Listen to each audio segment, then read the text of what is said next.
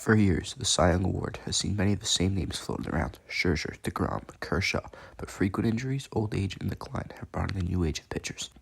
And with a little more than a month left in the season, it is anyone's guess who will win the MLB's coveted Cy Young Award. In the American League, the favorite is Gerrit Cole, and has been this way for the majority of the year. However, despite having a phenomenal year, Cole's numbers are nowhere near historic, which leaves him just ahead of the outsiders. The prime challengers to Cole are Kevin Gausman, Luis Castillo, and George Kirby. Utilizing a bar chart, we can just see how close the numbers really are between the pitchers.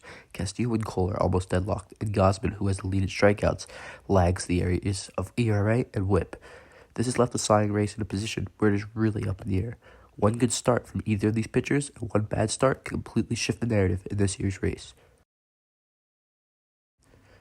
Despite the ruckus going on in the American League, it is the National League where things become really historic. With less than a month out, there is no clear favorite to win the Cy Young. Spencer Strider is having an historic season, with 236 strikeouts and probably 5 to 6 starts to make. Strider also stands out with a 1.06 whip, 15 wins, along with a 204 batting average against. This would make him the clear favorite, but there is one thing working against him, and that is his ERA, which stands at 3.46. Considered less and less every year, the ERA means a less important factor in Strider's quest for a Cy Young. But with that number, it's a bit too high for him to be considered a Cy Young Award winner. This leads to the favorite being Zach Gallen, but this could very well change as he continues to deal with some struggles. He has an identical whip to Strider, a higher batting average against, and lower strikeout numbers, but he has a significantly lower ERA, standing at 3.11, which gives him the lead.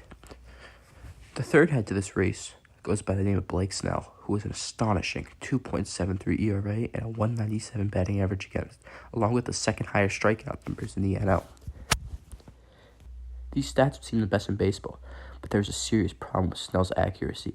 He leads the NL in walks with a sizable margin at 80 and a whip of 1.27, which is nowhere near Cy Young caliber. Outsiders to the race include newcomer Justin Steele, who's had a phenomenal year, but stats seem to suggest he's gotten a little lucky, with a 249 batting average against and a 1.17 whip, along with strikeout numbers that just don't impress. Corbin Burns has made some serious noise, but would need a historic end to the season. Logan Webb can also be put into this category with an ERA that needs to improve. Ultimately, between the two leagues, there are 6 legitimate contenders to win the Cy Young Award, and at this point in the season, one can only guess who will come away with the coveted award.